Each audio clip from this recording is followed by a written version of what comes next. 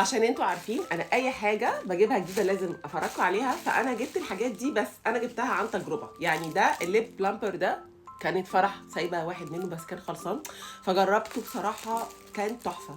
فعايزه اوريكم الالوان اللي انا جايباها.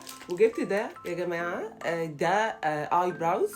جبت اللون اللي هو الاش برضو هجربه، لان انا كنت عامله مايكرو بليدنج في حواجبي، وزي ما انتم شايفين هي راح ومش احسن حاجه، فبحب دايما اعمل له اي شيد خفيف كده بس يدي شكل. ده الدرجه بتاعته اش، عشان انا مش بحب تبقى الدرجه غامقه. ده نعمله كده، شوف بقى. حاسه ان لونه حلو ولونه ناتشرال، مش باين ان انا عامله اي حاجه. دي اول درجه هجربها، اسمها فيرست كراش. نشوف بقى.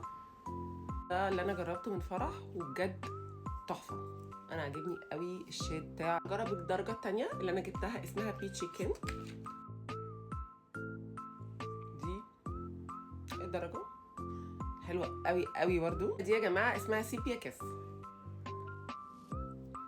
تحفه. على فكره هو الاضاءه مش ظاهره، انتوا ممكن تحسوا ان الالوان كلها قريبه من بعضيها، لا بس بجد كل واحده ليها درجه